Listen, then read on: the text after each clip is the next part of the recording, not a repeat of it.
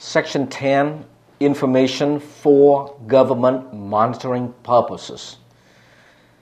So this is the kind of thing that it's I don't know why they put that. It's a little bit,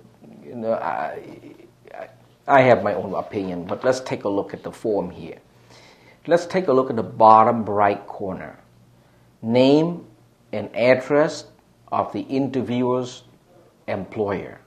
Basically, is a long word, but basically it's a broker. It's a licensed broker. In this case, it's National Lending Corporation.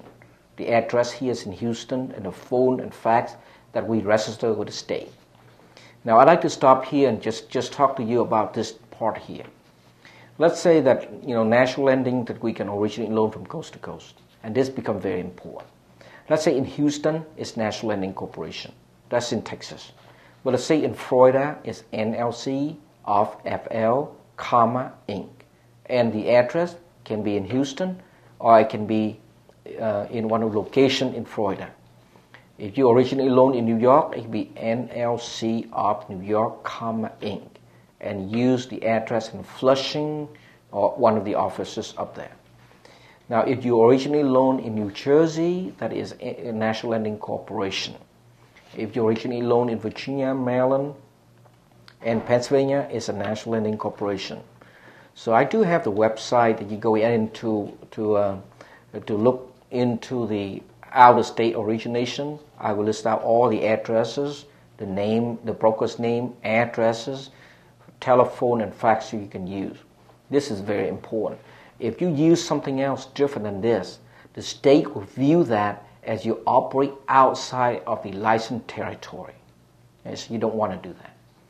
Okay, the second important thing is your loan officer. You got to have license in Texas, then make sure that the loan officer has license. Now, the loan officer may choose to put their cell phone there, that's fine. But make sure that if anybody calls, you answer that. So that's the interviewer's signature, so you sign that and you date it.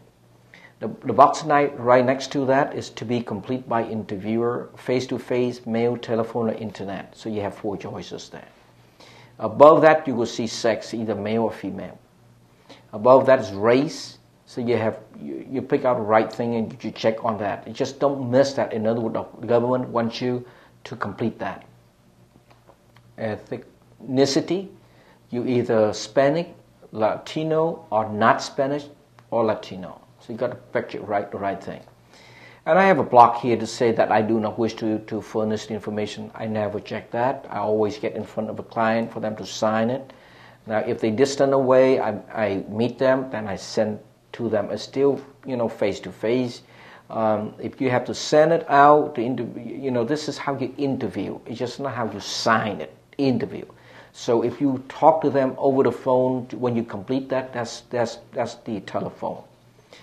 So try to complete that correctly. Make sure that you use the name of the broker correctly, the address, phone, and fax correctly.